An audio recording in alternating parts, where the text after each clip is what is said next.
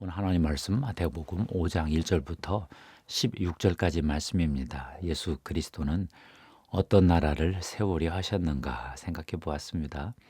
플라톤의 국가론 7권에 동굴의 비유가 있습니다.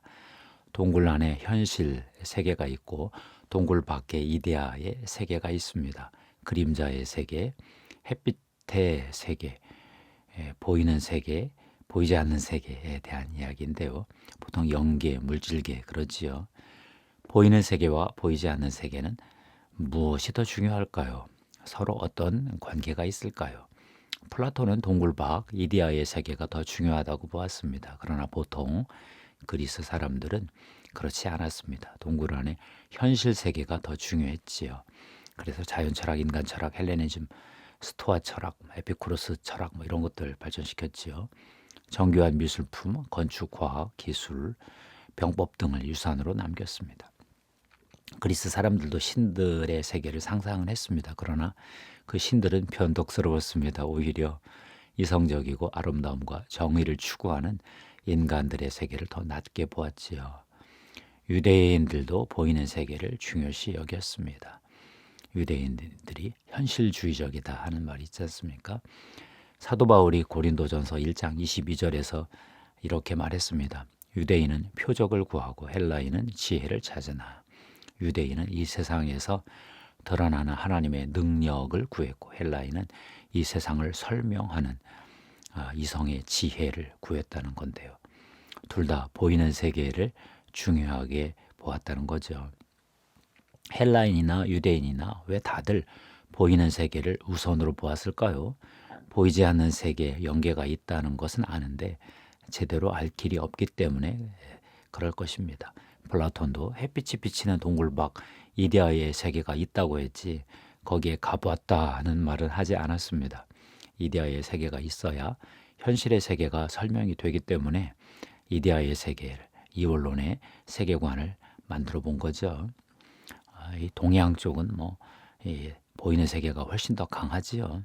다만 불교권, 힌두교권이 보이지 않는 영계를 중심으로 어떤 이론론적 세계관을 또 구축하긴 했습니다. 관념론이라고 보통 그러지요. 그런데 성경은 조금 다르게 이야기합니다. 성경은 보이지 않는 세계와 보이는 세계가 다 있는데 다 중요한데 보이지 않는 세계가 더 우선이다 이렇게 말을 합니다. 창세기 1장 1절입니다. 태초에 하나님이 천지를 창조하시니라. 천지가 창조되기 전에 창조하신 하나님이 먼저 계셨지요. 하나님이 먼저 계셨습니다. 보이지 않는 세계가 먼저 있었습니다. 그 다음 보이는 세계를 창조했습니다. 보이는 세계도 중요하지요. 그러나 먼저는 보이지 않는 영계가 있었다. 이런 건데요. 히브리서 11장 3절도 그랬습니다. 믿음으로 모든 세계가 하나님의 말씀으로 지어진 줄을 우리가 아나니 보이는 것은 나타난 것으로 말미암아 된 것이 아니니라. 고린도후서 4장 18절도 그랬죠. 우리가 주목하는 것은 보이는 것이 아니요 보이지 않는 것이니 보이는 것은 잠깐이요 보이지 않는 것은 영원함이라. 예수 그리스도는 좀 더 특별하셨습니다. 천국 복음을 전하시는데 보이지 않는 하나님 나라를 보이는 세계 속에 드러내셨습니다. 세례 요한이 잡히신 후 예수님이 천국 복음을 전하기 시작하셨지요. 마태복음 4장 17절입니다. 이때부터 예수께서 비로소 전파하여 이르시되 회개하라 천국이 가까이 왔느니라 하시더라. 세례 요한은 하나님 나라 천국이 가까이 왔다고 말했습니다. 예수 그리스도도 동일하게 말씀하셨습니다. 그런데 예수 그리스도는 하나 더 하셨습니다. 병을 고치기 시작하셨습니다.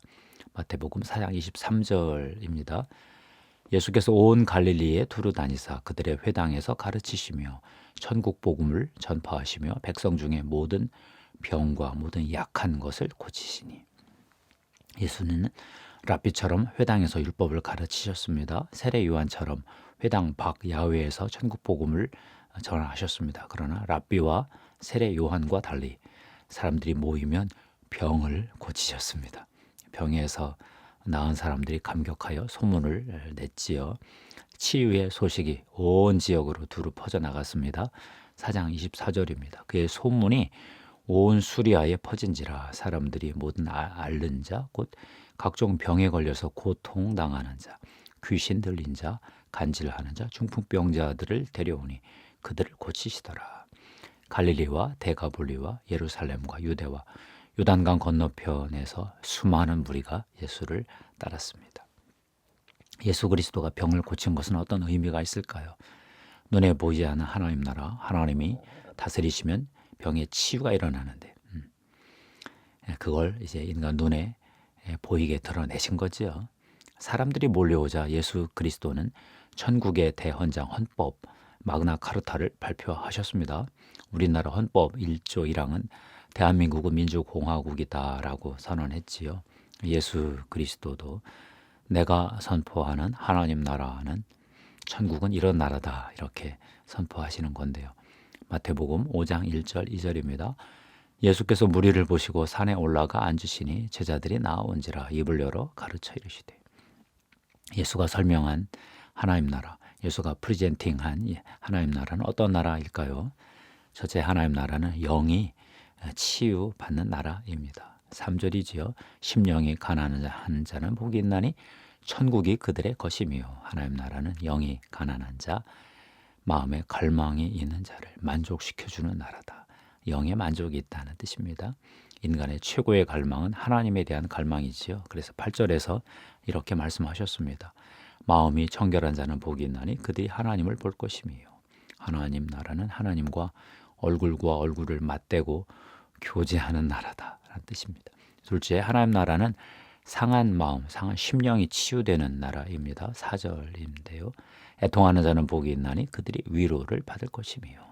하나님 나라는 이런저런 아픔으로 슬픈 사람들, 그 심령에 상처 있는 사람들이 치유받는 나라다는 거죠. 셋째, 하나님 나라는 땅과 도시가 치유되는 나라입니다. 5절입니다. 온유한 자는 복이 있나니 그들이 땅을 기업으로 받을 것이며. 하나님 나라는 남을 돌보는 친절한 자들이 땅에서 비즈니스 사업을 일으켜서 크게 성공한다. 그런 나라다 하는 거죠. 경제적으로 번영한다는 뜻입니다. 넷째, 하나님 나라는 사회 불의가 치유되는 나라입니다. 6절입니다. 의에 줄이고 목마른 자는 복이 있나니 그들이 배부를 것이며. 7절입니다. 긍휼히 여기는 자는 복이 있나니 그들이 긍휼히 여김을 받을 것이며. 9절입니다. 화평하게 하는 자는 복이 있나니 그들이 하나님의 아들이라 일컬음을 받을 것이며. 10절입니다. 의를 위하여 박해를 받은 자는 복이 있나니 천국이 그들의 것임이라.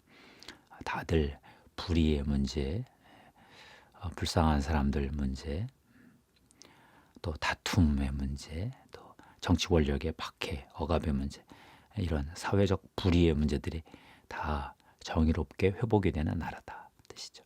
종합하면 하나님 나라는 영의 치유, 몸의 치유, 상한 심령의 치유, 땅과 도시의 치유, 사회 불의가 치유되는 나라다 하는 뜻인데요. 인간의 삶의 모든 영역 측면이 총체적으로, 전인적으로, 통합적으로, 종합적으로 치유되고 회복되는 나라다 하는 겁니다. 하나님 나라가 인간의 삶의 모든 측면에서 치유되는 나라다 하는 것은 무슨 의미가 있을까요? 예수 그리스도가 가져오시는 이 하나님 나라는 눈에 보이지 않는 하나님의 나라가 눈에 보이는 세계 속에 그대로 드러난다 하는 뜻이지요. 단순히 영혼만 구원하는 것이 아니라 영혼이 사는 몸, 마음, 땅, 사회가 총체적으로 회복된다 하는 그런 나라다. 내 나라는 이런 나라다. 예수 그리스도의 마니페스토 선언입니다. 예수 그리스도가 선포한 하나님 나라가 인간의 삶의 모든 측면이 치유되고 회복된 나라라면 예수를 그리스도로 믿는 우리 교회 성도들은 어떻게 해야 할까요? 주님은 요한복음 14장 12절 14절에서 이렇게 약속하셨습니다. 내가 진실로 진실로 너희에게 이르노니 나를 믿는 자는 내가 하는 일을 그도 할 것이요 또한 그보다 큰 일도 하리니 이는 내가 아버지께로 가미라. 너희가 내 이름으로 무엇을 구하든지 내가 행하리니 이는 아버지로 하여금 아들로 말미암아 영광을 받으시게 하려 함이라. 내 이름으로 무엇이든지 내게 구하면 내가 행하리라. 예수 그리스도가 하시던 일, 말씀을 가르치시고 천국 복음을 전하고 병을 고치는 일들을 이제 예수의 이름으로 하게 된다는 건데요. 그러기 위해서 우리는 먼저 십자가에서 못 박히시고 부활하고 승천하신 예수 그리스도, 그분이 하신 모든 사역을 믿음으로 받아들여야 하겠지요. 다 우리 대신 하신 것이다. 우리를 구원하기 위해서 하신 일이다. 구속하기 위해서 하신 일이다. 그 다음 주님이 이 땅에 부으시는 성령의 불을 받아야 하겠지요. 성령 세례도 받고 성령 충만도 받고 성령의 열매도 받고 성령의 은사도 받고 성령의 기름 부으심도 받아야 하겠습니다. 그래야 예수 그리스도가 하신 일을 우리 교회가 이어서 계속 할 수 있는 것입니다. 말로 전도하기 쉽지 않은 시대입니다. 그런데 초대교회에는 더 심했지요. 박해를 각오하고 예수를 믿었습니다. 때로는 목숨도 걸어야 했습니다.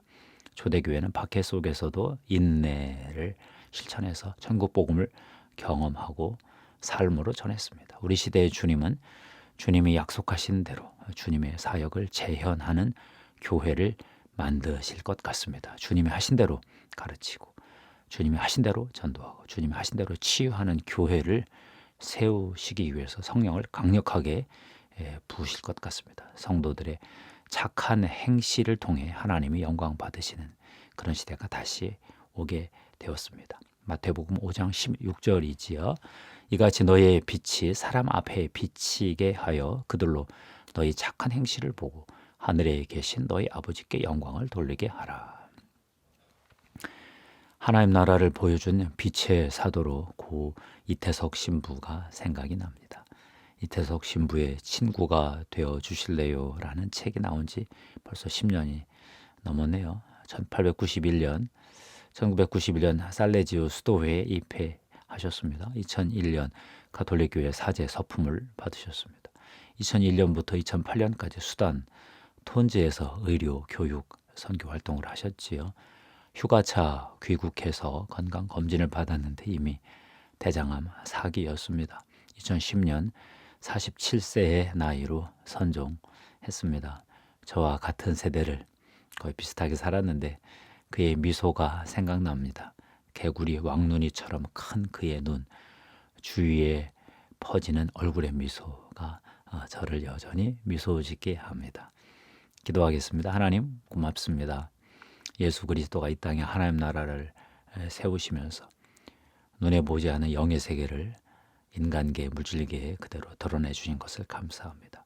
영혼만 구원받는 것이 아니라 영이 사는 몸, 마음, 땅, 사회 모두가 치유받고 회복되는 그런 나라를 주님이 천명하셨습니다. 하나님, 주님이 하신 일을 우리 시대 교회에도 해야 되겠는데 성령을 받아야 하겠습니다. 주님, 성령을 부어주시옵소서. 우리 성도들에게 예수 보혈의 피를 뿌리고 덮습니다. 성령님 기름 부음, 예수 그리스도의 하나님 나라의 기름 부음으로 임하여 주시옵소서. 감사합니다. 우리 구주 예수님의 이름으로 기도합니다. 아멘.